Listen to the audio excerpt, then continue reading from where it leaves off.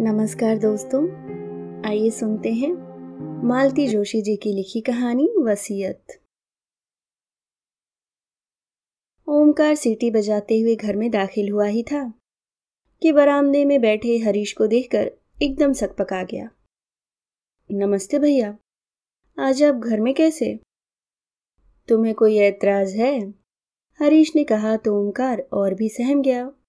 उसकी हालत देखकर हरीश को हंसी आ गई।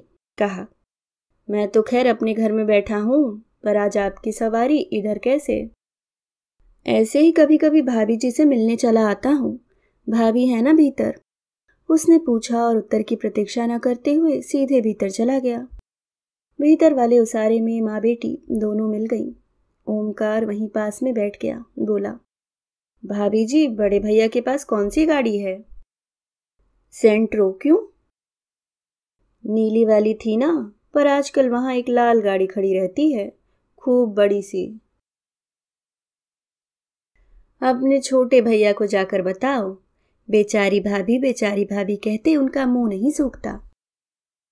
और बेचारी भाभी दो दो गाड़ियां रखी हैं। चुप करो अम्मा, पता है ना वो आज घर में है। हाँ तो ओमकार, लाल गाड़ी तो है, पर कौन सी? ठीक से देख नहीं पाया भाभी, पास जाते ही कुत्ते भौंकने लगते हैं। फाटक के बाहर खड़ा रहता हूं तब भी। कुत्ते भी पाल लिए हैं, वह भी दो दो? यहाँ बच्चों को ठीक से दूध नसीब नहीं होता, वहां कुत्ते पाले जा रहे हैं, वह भी दो दो। रईसी और कैसी होती है? वह जैसे भी हो नानी जी, अब हम वहां नहीं जाएंगे। बड़ी जबरा कुत्ता है, हमको चीर डालेंगे। मैं गरीब बेमौत मारा जाऊंगा। 10-10 हजार के इंजेक्शन आते हैं। अरे बड़े आदमियों के कुत्ते काटते हैं तो कुछ नहीं होता, उनके खुद इंजेक्शन लगे रहते हैं। जो भी हो, अब हम वहां नहीं जाएंगे।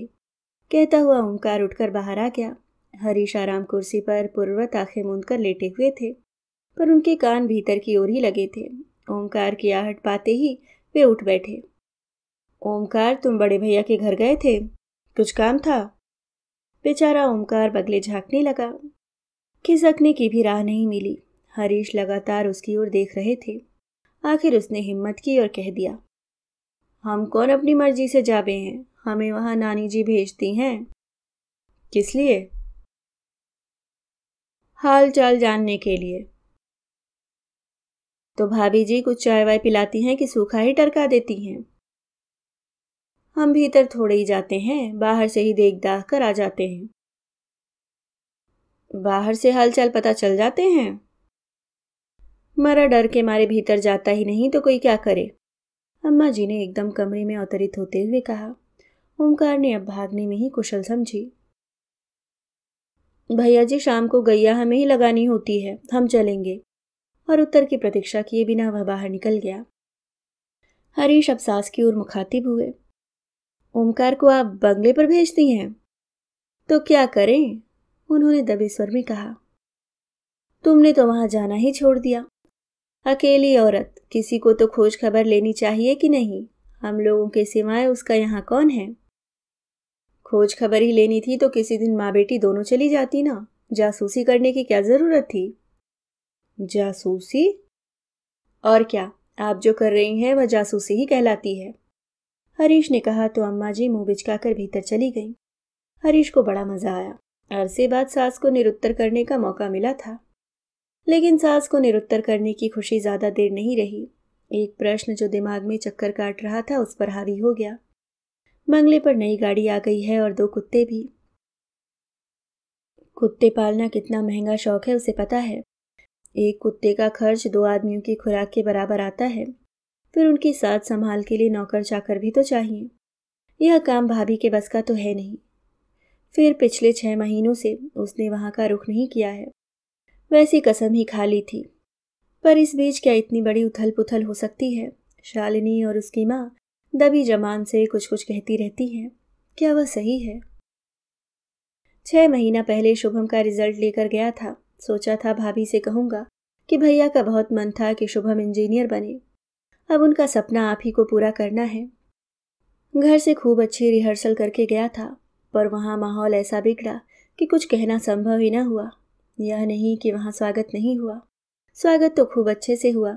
उन्होंने शुभम को बधाई भी दी, उसके लिए आशीर्वाद स्वरूप 500 का नोट भी लिफाफे में डालकर दिया।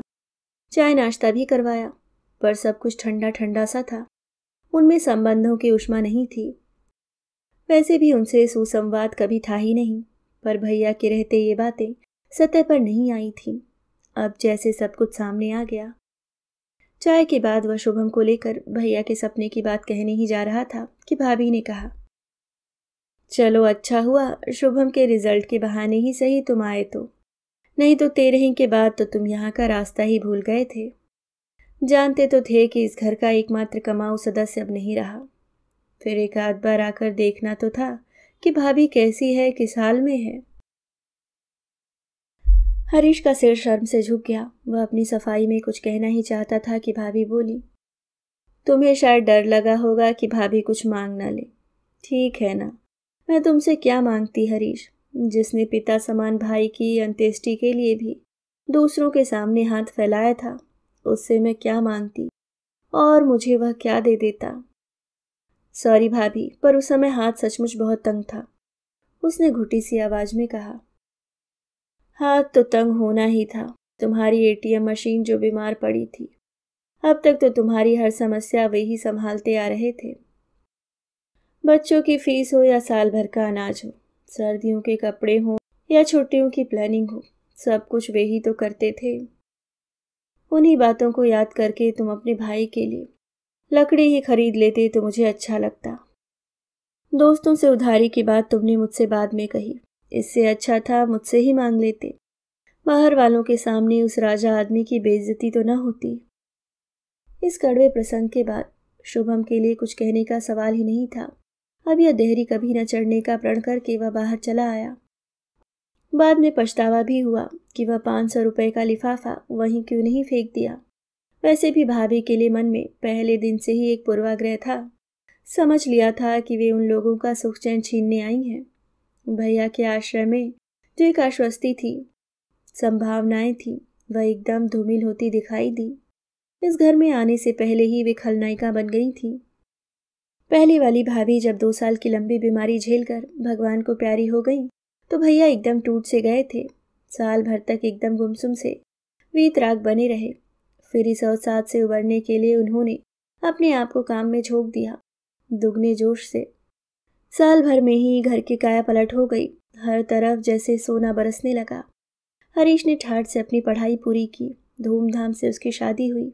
माँ का मरण त्योहार भी शान से मनाया गया। बच्चों के जन्मोत्सव पड़ोसियों की ईर्ष्या का कारण बने। फिर सुना कि भैया शहर से बाहर एक बंगला खरीद रहे हैं, तो घर भर में खुशी की लहर दौड़ गई। सब लोग बंगले में रहने के सपने देखने लगे। पुश्तैनी घर बड़ा था, पर था तो पुराना ही। उसकी मरम्मत पर, सजावट पर काफी कुछ खर्च किया जाता रहा, पर वह अपना पुरानापन नहीं छोड़ पाया था। गृह प्रवेश की तैयारियां चल ही रही थीं कि भैया ने एक बार सबको चौंका दिया। बताया कि वे नई पत्नी के साथ गृह प्रवेश करेंगे। पुश्तैनी मकान उन्होंने अत्यंत उदार अंतःकरण से हरीश के नाम कर दिया। पर उनकी इस दरिया दिली से न हरीश खुश हुआ, न ही उनका परिवार, क्योंकि इस दान पात्र का साफ अर्थ यह था कि उन लोगों को पुराने घर में ही रहना है।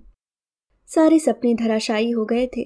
आने वाली के प्रति मन कड़वाहट से भर गया था, क्योंकि उन्होंने सबका हक छीनने का जघन्य अपराध किया था।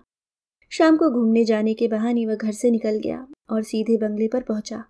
उसने गेट के पास स्कूटर रोकी ही थी कि कुत्तों ने सम्मिलित स्वर में भौंकना शुरू कर दिया। अंधेरे में कुछ नजर नहीं आ रहा था, पर वे शायद बरामदे की जाली में बंद थे। भीतर जाना कितना निरापद है, इस पर वह विचार ही कर रहा था कि एक बलिष्ठ हाथ उसकी गर्दन पर पड़ा। उतनी ठंड में भी उसके पसीने छूट गए। मुड़कर देखा, हाथों का मालिक भी उतना ही बलिष्ठ था और उसे आग्नेय नेत्रों से घूर रहा था। हेलो मिस्टर, दूसरों के घर में ताक झाक करते शर्म नहीं आती? ये दूसरों का घर नहीं है, मेरे भाई का घर है, उसने हिम्मत बटोरते हुए कहा। कौन भाई? उसने भैया का नाम बताया। वे तो अब नहीं है, पर भाभी तो हैं, मैं उनसे ही मिलने आया हूँ। भाभी भी अब यहाँ नहीं रहती, यह बंगला अब मैंने खरीद लिया है। क्या बात करते हैं? दिन में आना, पेपर्स दिखा दूंगा, उन्होंने दबंग आवाज में कहा। लूटा पिटा सा अपनी जान छुड़ाकर हरीश वहां से चला आया। बाद में ध्यान आया कि भाभी के बारे में तो पूछा ही नहीं कि वे कहाँ गई, पर अचानक पकड़े जाने के कारण उसकी सिट्टी पिट्टी गुम हो गई थी। उसे कुछ होश ही न रहा। रात भर उसे नींद नहीं आई। शालिनी से बात करना चाहता था पर हिम्मत नहीं पड़ी। जानता था अम्मा जी हमेशा कान लगाए रहती हैं।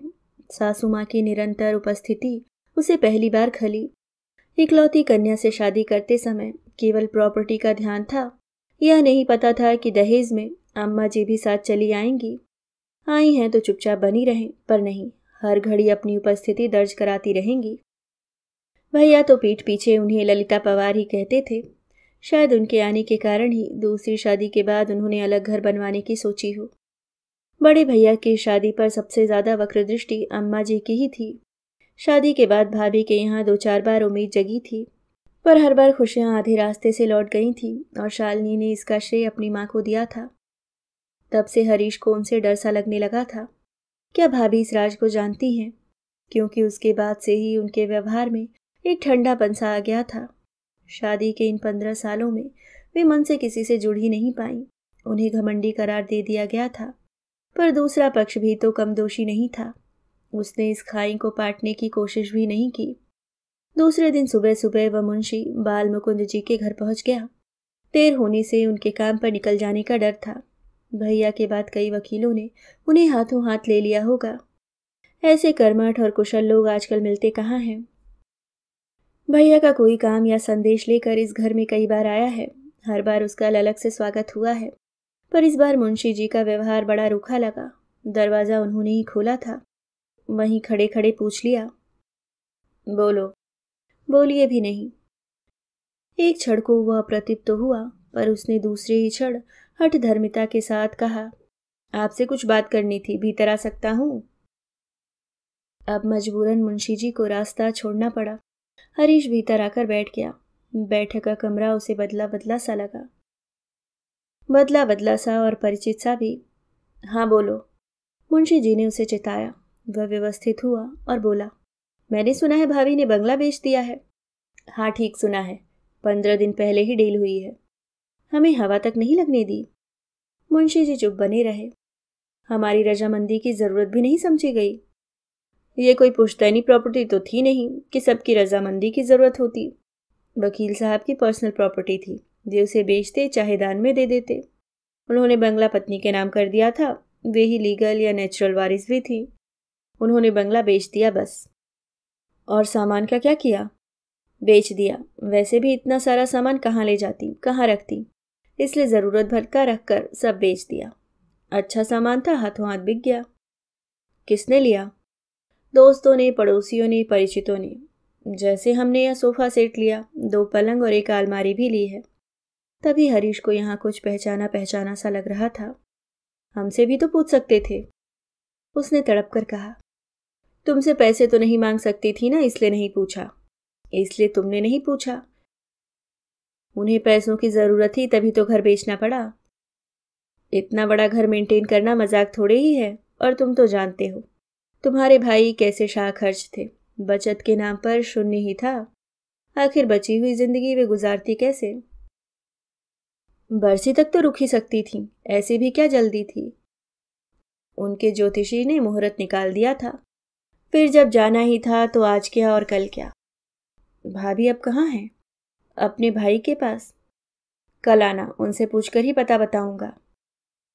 मतलब कि यह आदमी भैया के जाने के बाद भी अपना ईमान बनाए हुए है। उस दिन भाभी उलाहना देते हुए कह तो रही थी, तुमसे तो वो मुंशी जी अच्छे हैं, अब कोई काम नहीं है फिर भी 4-8 दिन में हालचाल पूछ जाते हैं। उसे आशा तो नहीं थी, पर मुंशी जी ने दूसरे ही दिन फोन करके पता दे दिया था। नासिक के पास कोई जगह थी। ऑफिस के टूर का बहाना बनाकर वह चल पड़ा था। घर पर बताने की हिम्मत नहीं हुई। सच बात जानते ही एक विस्फोट सा हो जाता। जो कुछ हुआ उसमें 100% उसका दोष बताया जाता, उसकी अकर्मण्यता को कोसा जाता। मुंशी जी ने तो पता ठीक ठाक दिया था, ढूंढने में ज्यादा परेशानी नहीं हुई। शहर से बाहर एक कंपाउंड में 2 हाउसेस की लंबी कतार थी। गेट पर नाम लिखा था विश्रांति। नंबर उसके पास था ही, इसलिए घर भी तुरंत मिल गया। वन रूम किचन का वह छोटा सा घर था। इतने बड़े बंगले में सालों रहने के बाद भाभी यहाँ कैसे गुजारा करती होंगी, तो उसने सोचा। भाभी ने बड़ी ही निर्मल निश्चल हंसी के साथ उसका स्वागत किया था। सारे ताने उलाहने उसी हंसी में तिरोहित हो गए। इतना ही कहा, इतनी सी जगह में आप गुजारा कैसे कर लेती हो? वे पूर्ववत हंसकर बोली, हरीश आदमी को बस इतनी सी ही जगह की दरकार होती है। हम बेवजह फैलारा कर लेते हैं, ज़रूरत से ज़्यादा सामान इकट्ठा कर लेते हैं, फिर अपने से ज़्यादा उस कबाड़ की साथ संभाल में जुट जाते हैं। भाभी की तो भाषा ही बदल गई थी, फिर भी उसने अपने मन का कांटा निकाल ही लिया। आपने घर बेच दिया? कम से कम भैया की बरसी तो उस घर में होने दी होती। मरने के बाद क्या फर्क पड़ता है कि बरसी कहाँ हो रही है? वैसे भी जो कुछ करना है तुम्ही को करना है, तो बरसी बाप दादाओं के घर में ही हो जाने दो। मेरा तो उसमें कोई रोल ही नहीं है। मैंने अपनी तरफ से एक अनाथ आश्रम में पैसे जमा कर दिए हैं। हर साल उस तिथि पर आश्रम के बच्चों को अपनी ओर से भोजन मिलेगा। तुम भी जब तक बने श्राद्ध करते रहना, नहीं तो एक बार गया जाकर पिंडदान कराना, फिर कुछ करना नहीं पड़ता। भाभी ने चाय बनाई, नाश्ता करवाया। वही सलीका, वही अभिजात्य। जगह छोटी होने से उसमें कोई अंतर नहीं आया। वह चलने लगा तो बोली, तुम आए बहुत अच्छा लगा, आते रहना। हाँ, यह छोटा सा घर मैंने तुम्हारे भाई के पैसों से ही खरीदा है। जाते समय तुम्हारे ही नाम कर जाऊंगी। अगर कभी लगे कि बच्चों के साथ ट्यूनिंग ठीक से नहीं हो रही है, तो तुम और शालिनी यहाँ आकर रहना। बद्दुआ दे रही हो? नहीं, आशीर्वाद दे रही हूँ। बुढ़ापे में अपने सिर पर अपनी छत होना कितनी बड़ी नियामत है, यह मुझसे बेहतर कोई नहीं जानता। हरीश ने उनके पैरों को हल्के से स्पर्श किया और वह एकदम मुड़ गया। उस गरिमामयी महिला को इस तरह कातर होते देखना उसे अच्छा नहीं लग रहा था। अभी आप सुन रहे थे मालती जोशी जी की लिखी कहानी वसीयत। उम्मीद करती हूँ कहानी पसंद आई होगी। अगर आप चैनल पे नए हैं तो सब्सक्राइब करना ना भूलें। धन्यवाद।